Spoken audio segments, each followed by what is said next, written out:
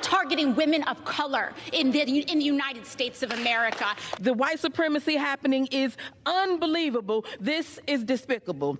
It is Congresswoman Omar, who has been harassed at her job for simply existing as a Muslim woman in Congress. No matter how embattled, no matter how racially profiled, no matter how targeted, she has pressed on. To Congresswoman Omar, I am so sorry, has expired. That our country is failing you today through this chamber.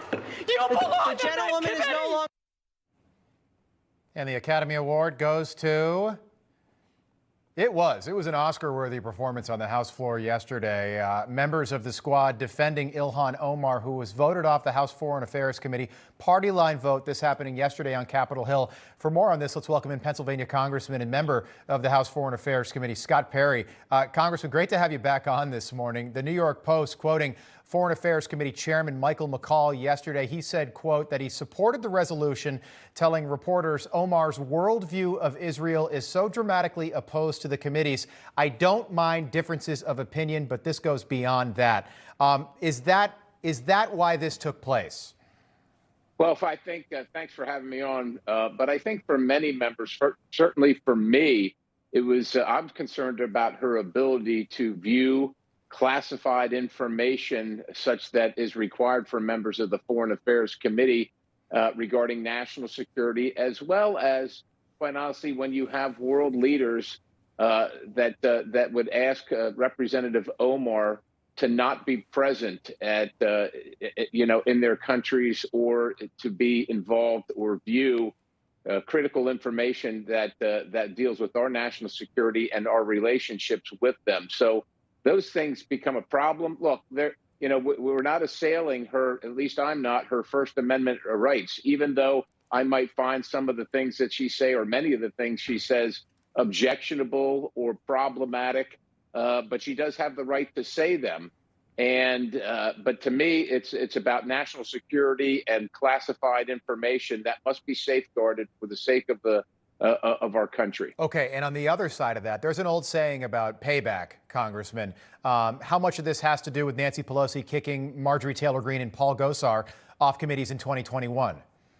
Well, look, it's completely different. It's pretty apparent, and it should be pretty apparent to everybody, that Speaker Pelosi and the Democrat Party kicked those two people off of every single committee. Representative Omar is not being removed from every single committee, just that one committee. She's serving on the other committees that she should.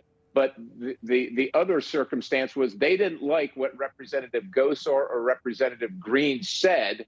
So they the left and the Democrat Party absolutely is involved in censorship, yeah, and violating free speech rights enshrined in our Constitution. Two different things completely. Yeah, very much so, sir. You're a member of Congress, but you also served our country, a retired brigadier general. Thank you for your service. I just want to get your comments on this developing situation. The White House and the Pentagon facing a lot of tough questions, at least from us this morning, about this high-altitude Chinese reconnaissance balloon flying at around 70,000 feet over the state of Montana as we speak. Why hasn't this been shot down?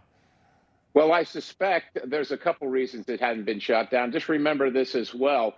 The balloon's probably not going to, it's not going to stop any of the bullets that go through it, but those bullets are going to eventually end up on the ground. Right. I'm not sure, and so we have to be careful of the risk assessment with that. That having been said, I think that there's probably, if there's not a developed way to take this down safely, that there needs to be one. But at the same time, I'm not sure this balloon is anything more than a publicity statement by the Chinese Communist Party, which is problematic, by the way, but they'd be willing to send this across the United States of America. But at the same time, let's remember that TikTok is out there collecting up all this information on American citizens, that the Chinese Communist Party is buying up sensitive land close to military installations, that they're stealing intellectual property at the rate of $300 to $600 billion a year. Right. So we've got a lot of problems with the Communist Chinese Party, and this balloon, so to speak, might not be the biggest one of them. We've got a lot of work to do, and I think that the fact that Blinken is headed to China to see Chairman Xi yes. shortly, this ought to be a top point of concern. And look, there has to be consequences to this. Maybe it's not the shooting down of it, but there has to be consequences. Very good point. Congressman Scott Perry, we appreciate you breaking that down for us and coming on this morning. Have a great weekend. Thank you. Thank you. You too. God bless you.